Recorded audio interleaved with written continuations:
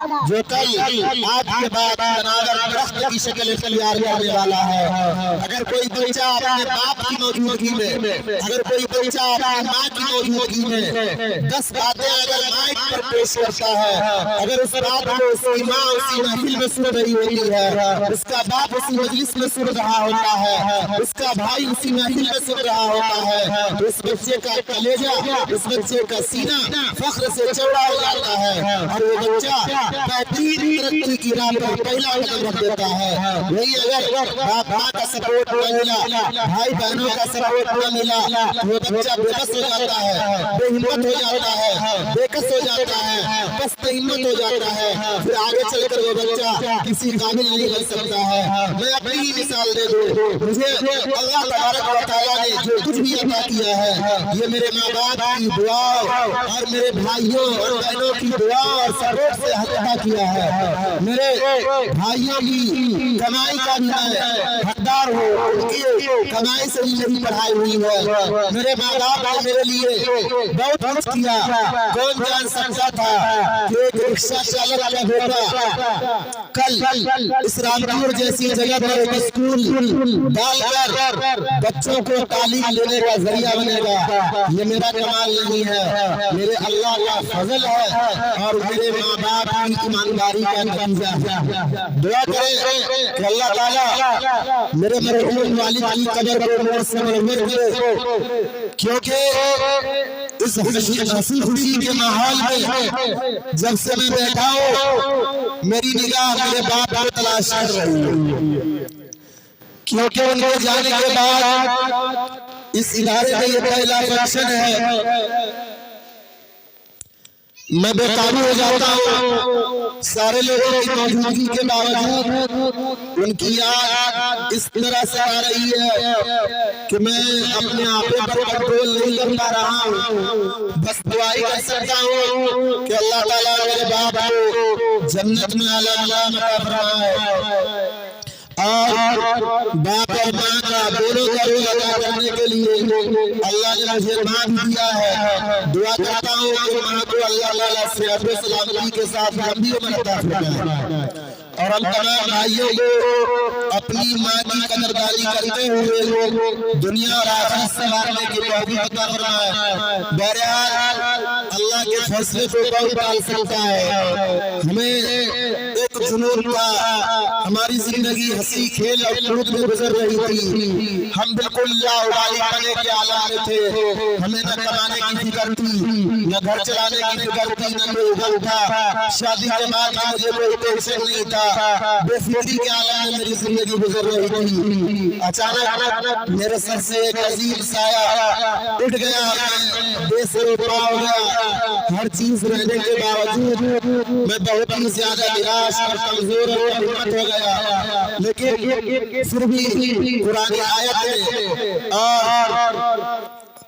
حدیث نے ہمیں طاقت دی، ہمیں ہمت دی کہ یہ دنیا فانی ہے، کوئی بھی آیا ہے تو ایک نہ ایک دن جائے گا۔ میں یہاں بیٹھے تمام بھائیوں سے ہاتھ جوڑ کر اپیل کرتا ہوں کہ آپ اپنے ماں باپ کی جس حد تک ہو سکے خدمت کریں، کیونکہ یہ اصول ہے جس کو دنیا میں دولت چاہیے اور آخرت میں جنت چاہیے، وہ ماں باپ کا پیر دبائے، ماں باپ کی بڑھ چڑھ کر خدمت کرے، اور جس کو علم چاہیے وہ استاد کی خدمت کرے، استاد کی خدمت میں بڑھ چڑھ کر حصہ لے۔ اس لیے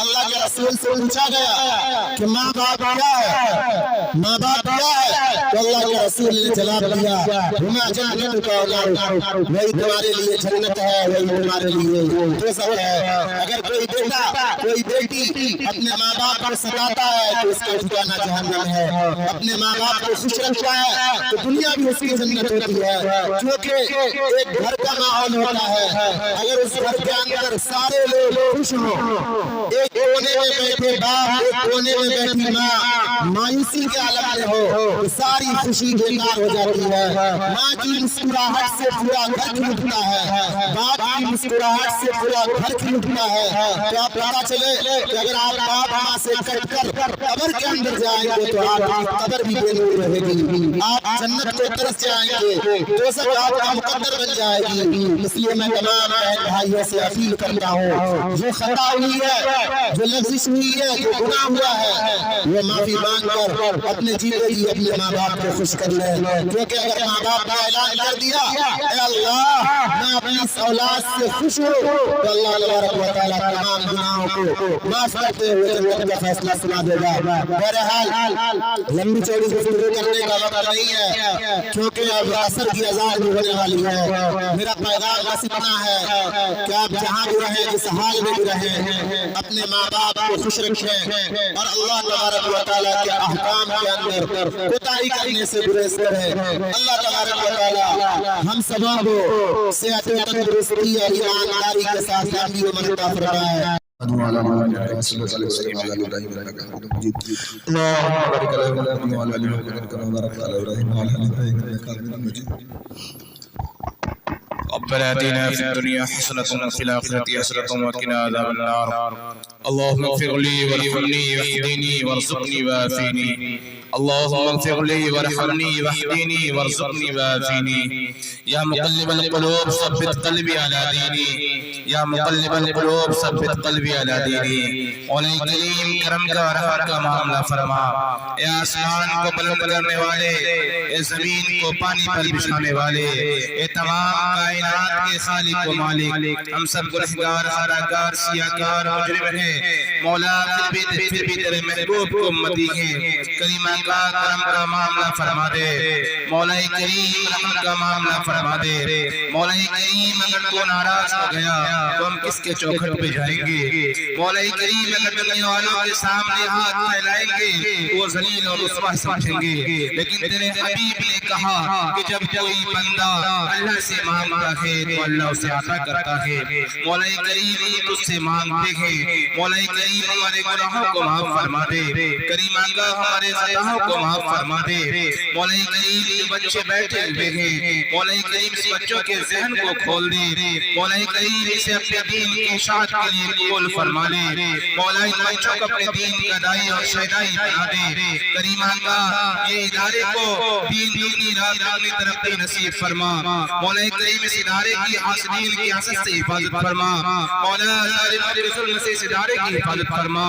مولا اس ادارے کو، اس کے ذمہ دار کو، اس کے اساتذہ کو مولا اپنے دین کی اشاعت کے لیے قبول فرما لے، کریم آقا کا کریم ہے، مولا تیرے خزانے میں کسی بھی چیز کی کمی نہیں ہے، مولا کریم تیرے خزانے میں کسی چیز کی کمی نہیں ہے، مولا کریم تو عطا کرنے والوں سے بڑھ کر عطا کرنے والا ہے، مولا تو عطا کرنے والوں سے بڑھ کر عطا کرنے والا ہے، کریم آقا جو ہم نے مانگا وہ بھی عطا کر، کریم آقا جو مانگنے سے رہ گیا وہ بھی عطا کر، مولا ہماری دعا کو اپنے حبیب کے صدقے طفیل میں قبول فرما لے،